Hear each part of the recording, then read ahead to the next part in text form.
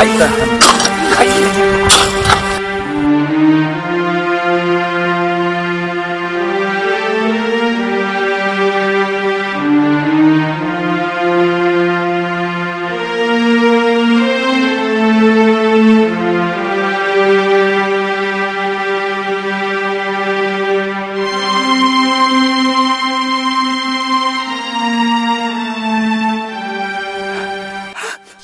हंडा सापडला, अण्णा हंडा सापडला.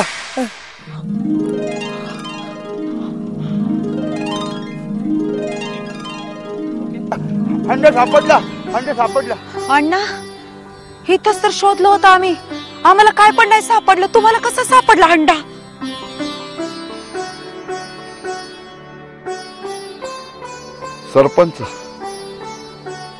सरपंच हा घ्या हंडा.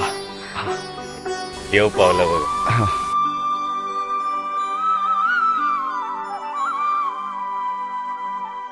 अहो ह्यालाच तर दैवी चमत्कार म्हणतात.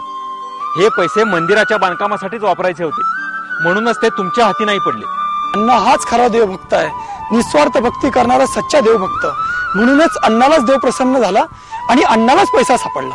लई भाग्यवान पोरात तुम्ही. अरे अण्णासारख्या पुण्यवान माणसाची पोरात.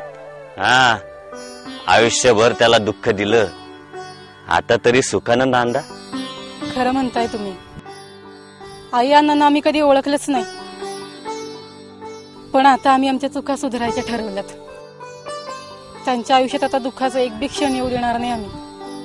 आणि आपण समधी मिळून मंदिर बांधायच्या तयारीला लागूया. काय गावकऱ्यांनो, हा चला. वय वय, ह्या पैशातनं मंदिरच झालं पाहिजे. कुणाचं आहे काय माहित नाही, आपलं मी सरपंच या नात्यानं तुमच्या ताब्यात देऊन ह्याच्यातनं आपण मंदिर बांधूया. मंदिर बांधूया, मंदिर बांधूया.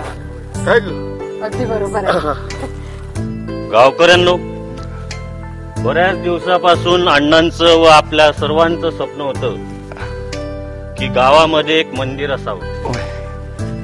त्याप्रमाणे आज आपण मंदिराची पायाभरणी करून आपलं स्वप्न साकार करीत आहोत. ईश्वर हा केवळ मंदिरात नसतो गावकऱ्यांना, त्या ईश्वराला आपल्या हृदय मंदिरात जतन करायचं ते एक मूर्त स्वरूप असतं. आज आपल्या सगळ्या